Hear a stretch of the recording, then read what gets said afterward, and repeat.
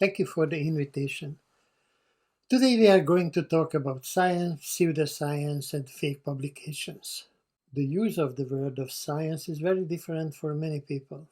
We will talk about, I will explain where the certain things come from and what's the origin, and why should we care and what can we do. Recent publication titles contain a lot of questions about science. How science goes wrong, false news online, science of fake news, pseudo-journals, predatory journals, and so on. We are all aware of that flood of unverified information on the internet. Of course, the internet is not regulated and there is no quality control, and we know that everything is published on the internet is true. Sensationalism in newspapers, magazines, and journals.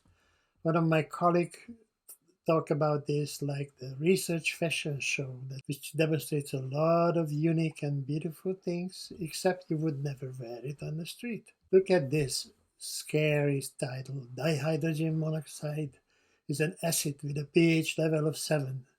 This is higher than any acid, which is true because it's water.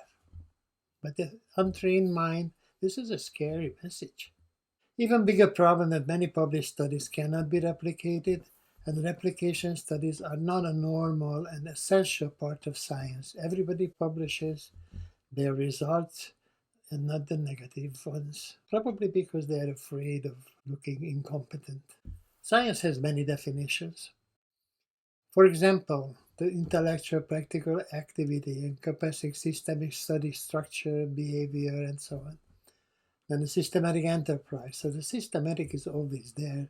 What I like, it is a systematically organized body of knowledge on a particular subject, what we know today. It is always based on validated information. It's driven by logic. Its established elements have a long half-life. For any paradigm change, new technology, or a new medical problem, every decision has its political, health-related, and economic consequence.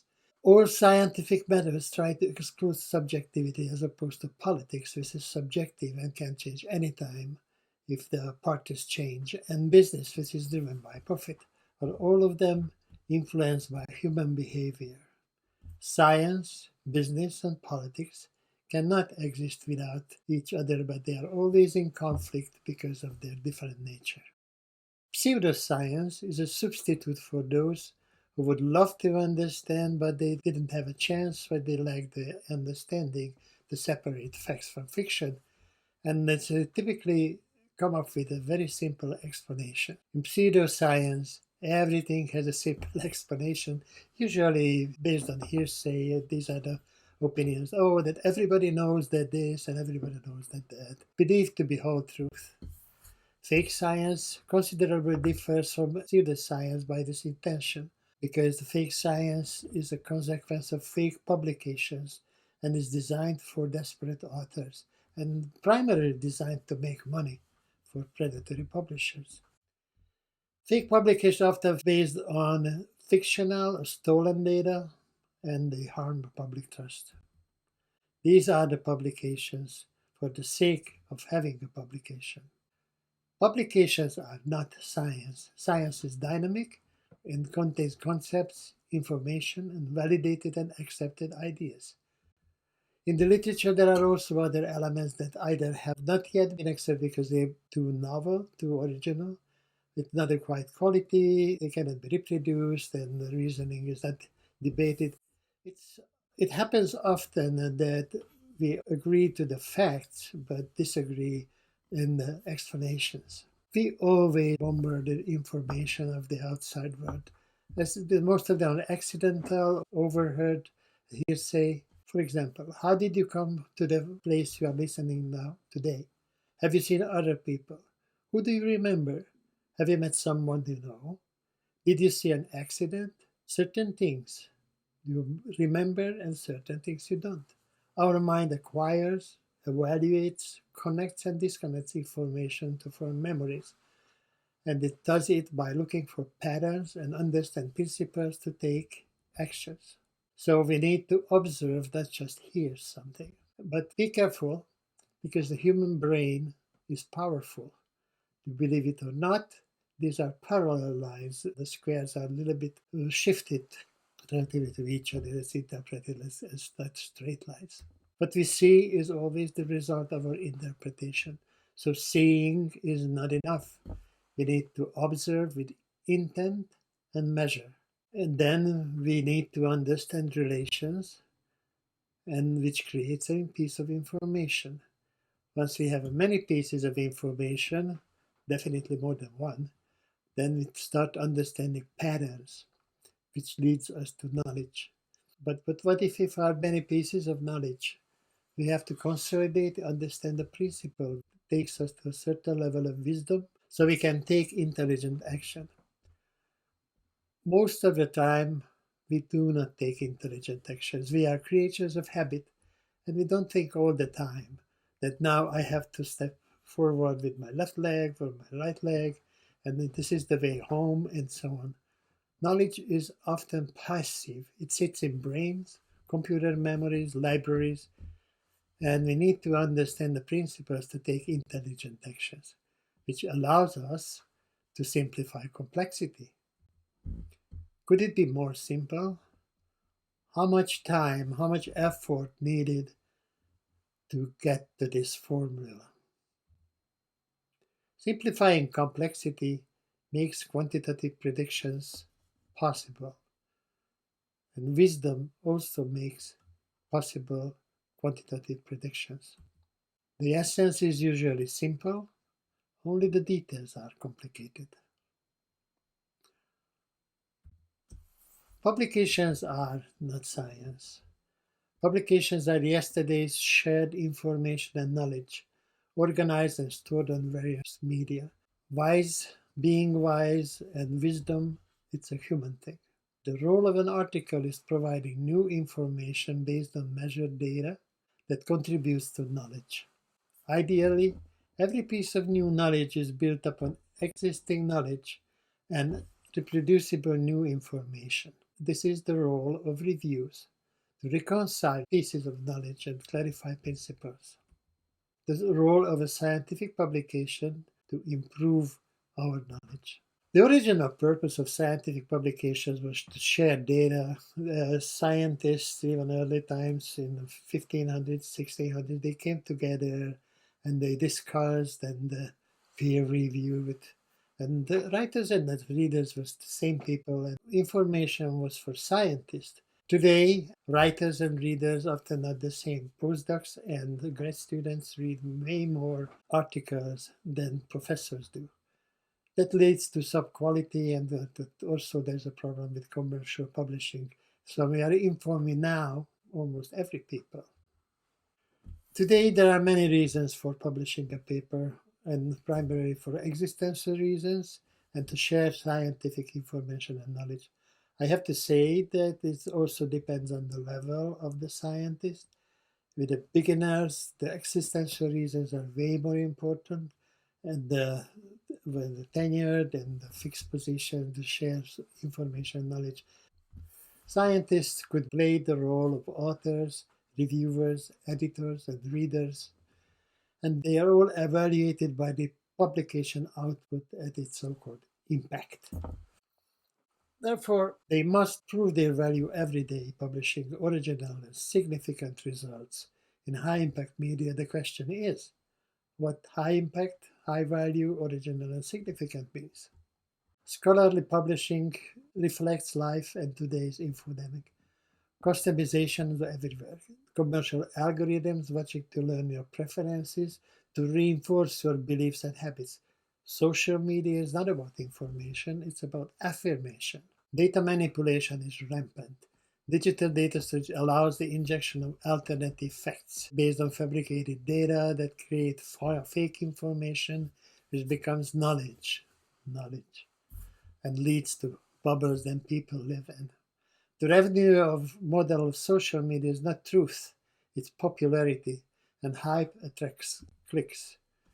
And so there is also information manipulation, emphasizing different parts of the same complete information, usually again for political or business purposes. Classic example is the blind man and the elephant. They all touch a different part of the elephant, and everybody believes in their own version. The history of publishing has always been determined by the available technology. In the old days, and I'm showing the Edwin Smith papyrus, which is the first medical test from 3000 BC, which is not based on magic. At that time, communication was hard, and there was certainly everybody was trying to tell and share only true information. There's no reason to inject and no way to inject false information, fake publications. The printing revolution changed a lot. Information and knowledge now was printed on paper and knowledge stored in libraries. The new technology generated a new business opportunity because it was a much more effective way, much more efficient way of communication than writing and sending letters. But to do that required large-scale printing. It required the use of specific heavy machinery, so professional and large business organizations formed. To prevent mass copying books, copyright law was soon introduced because you cannot sell somebody else's property. This is where today's requirement of originality and novelty was also born. Printing played a key role in development of the Renaissance, the Age of Enlightenment, and the Scientific Revolution, and it spread the knowledge to the masses. The Philosophical Transactions of the Royal Societies was the first scientific paper. Here is the volume 1 front page from 1665. Its editor and publishing was Heinrich Oldenburg, and he created the scientific peer review. But at that time, science publishing was not a good business. The computer revolution led to an explosion in printed publications. The new technology changed the ways, increased mobility, transfer rate, and also increased paper consumption waste, which put economic burden on libraries. In 2021, a scientific paper was published every 5.5 minutes. That's about 3 million science and engineering papers. If you put it on the top of each other, it's almost at the height of the Chomolungma in the Himalayas. For the first time in human history, we now generate information faster than if we can evaluate by traditional methods, that is, by peer review. That resulted in the crisis of peer review and the weakening of quality control. In the past 10 years, the number of scientists reached 10 million in 2022, and the number of articles is rising, still rising 8 to 9% a year. It was 2013, there was about 4, now it's about 6, the average number. Meanwhile, the number of articles with unique author is unchanged, about 0.6. Talking about peer review, these papers had required at least 6 to 9 million quality critiques, at least 2 or 3 critiques. But the reviewer response rate is around 3%, and the most active ones are not the most qualified. So if it's just everybody reviews one paper, we would still need 3 times of scientists that we have now, not to mention the different field, different expertise in different fields. This person wrote 17 papers and wrote 142 reviews. Is it possible that he is so talented and so knowledgeable? The present system motivates authors to publish more and not better papers, which is known as salami slicing in the publications. One way is to generate a lot of readers and a lot of citations is hype. This paper published in PLOS Medicine has a very hype title, acquired more than 2,600,000 readers and almost 6,000 citations. Ironically, the paper itself is false. It's based on false criteria. The commercialization of scholarly publishing, the promotion and gradation rules, electronic information only, and greed fueled by the ease of online publishing. Commercial publishing is a great money-making opportunity. If we consider a commonly accepted $4,000 price tag for a paper, only $600 goes to the publication cost. The profit margins about 30%, and most of it goes to salaries and building rents. As a matter of fact, more money is spent on marketing than publishing. Let's talk about the landscape. So it's a good business. And there are about 10,000 journal publishers globally. Half of them is in Scopus. About 650 publishers produce about 50% of the total journal output, and 5 companies are ruling the field. There is about 33,000 peer-reviewed English journals in mid-2018, and still the number of researchers is rising, and they are forced to publish more and more. So how good this business is? The BMW's return on investment around 10%. 5 companies earned approximately 31 billions, and the operating profits of Reed Elsevier as a whole was somewhere between 15 and 25%, depending on the year. But the medical divisions were around 40%, 30 and 40%. Only Pfizer does better than Elsevier and Springer. The second thing is the promotion and graduation rules set before the computer age. There was a serious reason for creating journal impact factor. It was created to evaluate which journals libraries should buy because they could not buy everything. So they looked for journals that had the most citations and the most recent citations, and they bought those things. The journal impact factor is for journals and not to be misrepresented as impact factor of an article or even impact. It should not be used to judge individual authors. If we added up everybody's publication in the audience and then calculated an average number, what would that number say about any of us? However, it would say something about the meeting. Impacts, yes, publications do have impacts. They have impact on science, the quality of the knowledge and its reliability, methods, discoveries, reproducibility, so on. So they have serious impact on publishers, on the published journal's profit, on market share, business models, and definitely have impact on scientists. The evaluation method is based on citations, so sometimes they can't even graduate unless they publish certain number of papers in certain higher than 3 impact factor journals. It matters for tenure, promotion, credibility, respect, whether you can get a grant, expense to their departments and their institutions. So what does a publication and high journal impact factor give you? It fulfills a serious existential need. It also might give you a better chance that your article will be read and cited. Generally, people believe that high impact factor journals have more readers and the most read are the most cited. This is false. None of those are true.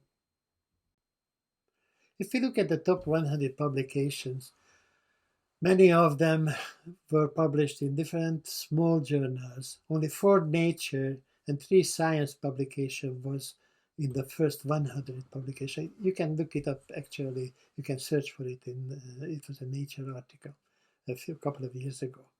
And there's an interesting article also saying that many of Nobel laureates today do not and could not qualify for a professorship in the UK.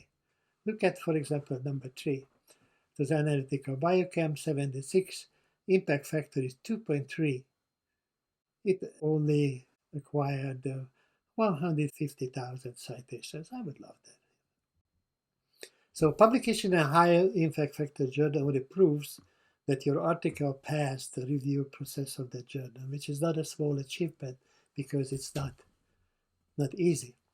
But its impact on science remains unknown for a number of years, usually more than 5 years. So what does the rejectance say? The fellow in Sir Peter John Ratcliffe, the Nobel laureate from 2019, and the letter on the right from Nature is the rejection letter for the work that just won the Nobel Prize. So don't be disappointed if something is rejected. Make it better. Maybe it just was a wrong communication. This is number 3. All information is now electronic and remains accessible. Journals require only computers and publishing software. And since 2014, so it's almost 10 years now, information is stored in digital format. The issue with the digital format is that science corrects itself, but publications do not. Only about 0.2% of articles were retracted between 75 and 2010, as opposed to the estimated 5% that should have been. And over 320 disgraced COVID-19 studies are still routinely cited. If we look at the top most cited retracted papers, several of them got way more citations after they was retracted, like number 3 or number 2. And of course, the major issue is money. We know about predatory open access journals, and there's several examples. Them you can check out all these at going to www.callingbullshit.org, which is a great name, by the way. We recommend to take a look at it, and it's again. Remember, there was 33,000, and it's around one, and since we estimated like 2,000 now, so it's a small amount, but the tendency is what. And there are also hijacked journals. A couple of examples. Authentic journal is on the right, the hijacked is on the left. So, for example, Albertina and the Journal of Albertina, and so on. You can look at again the scientometrics. Take the time and search before they publish. These clone journals may register an expired domain, hack the site, download things. Several of them got into international databases. They provide a fake impact factor, Copernicus, and so on, because it's very hard to get in indexing with these journals. Target those researchers who must publish in journals indexed international one, or those include a whitelist which is applied in India.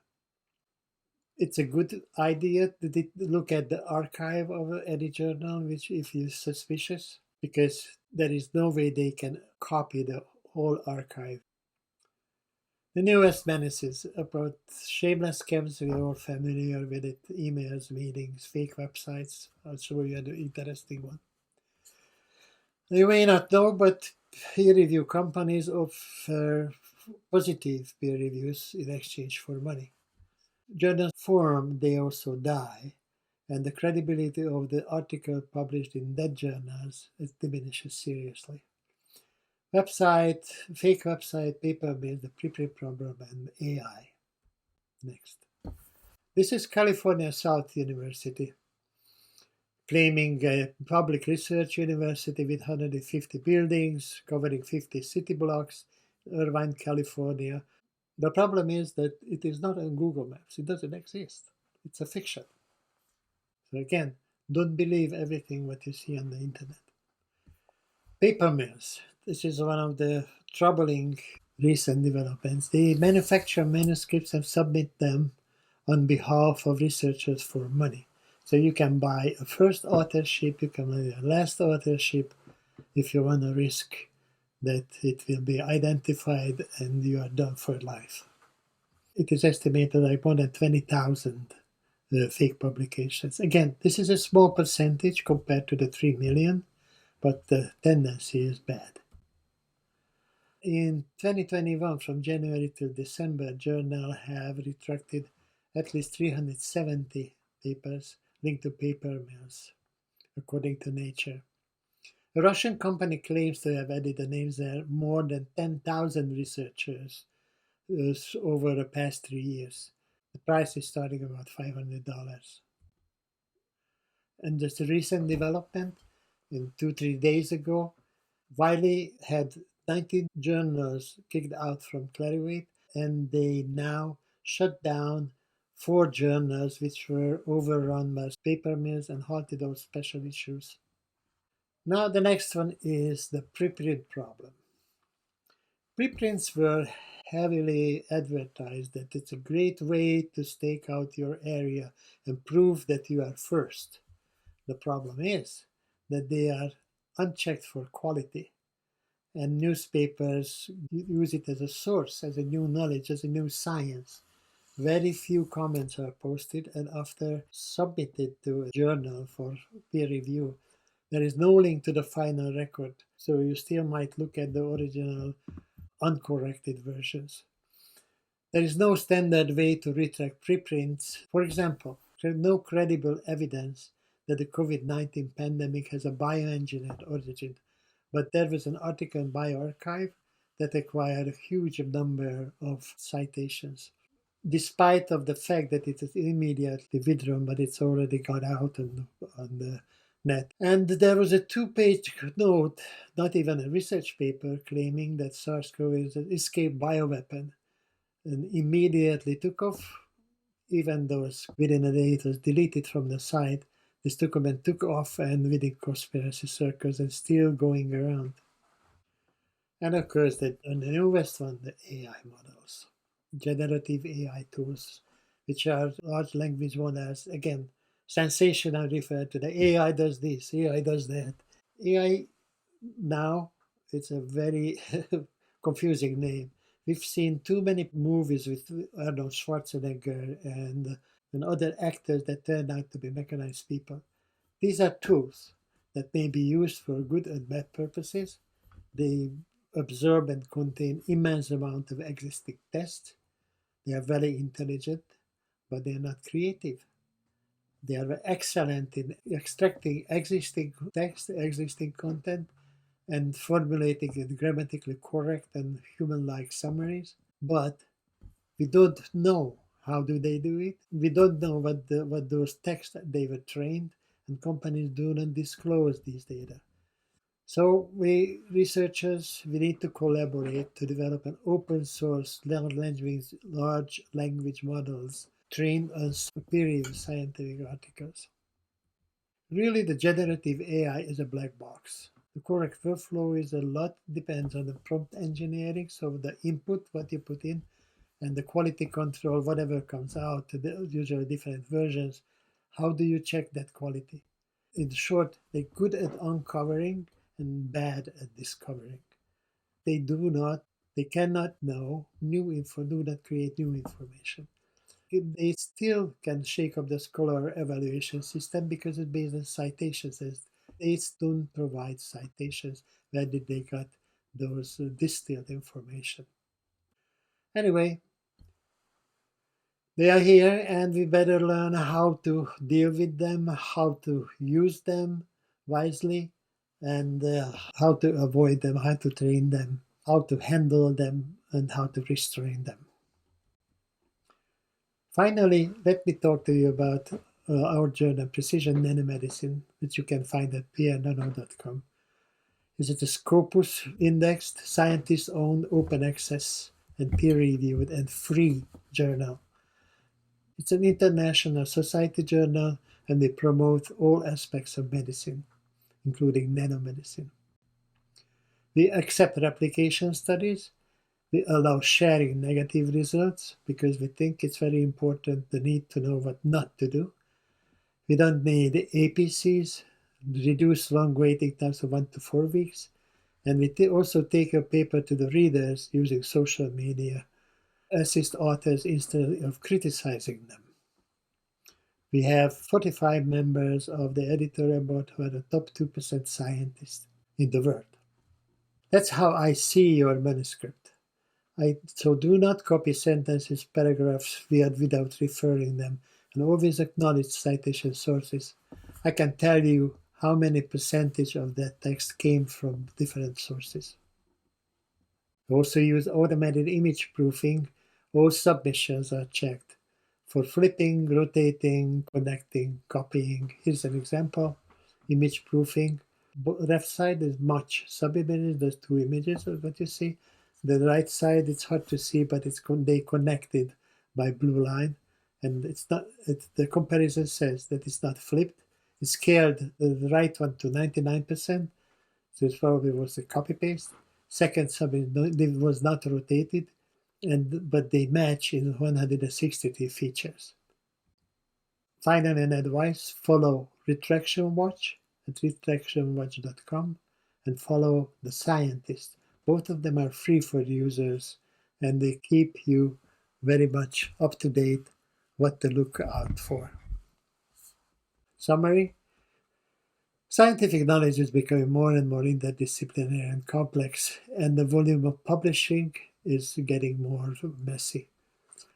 Papers published by academia, libraries, and societies constantly rising as compared to commercial publishers, but still they are the dominant ones. Take science, as I mentioned several times, publication is relatively rare, but the tendency is alarming. I don't want to sound too pessimistic, talking about too much, but this talk was not about our achievements, but our problems. Science is going through development, and especially accelerated recently, and don't worry, science will be fine. Thank you for your attention.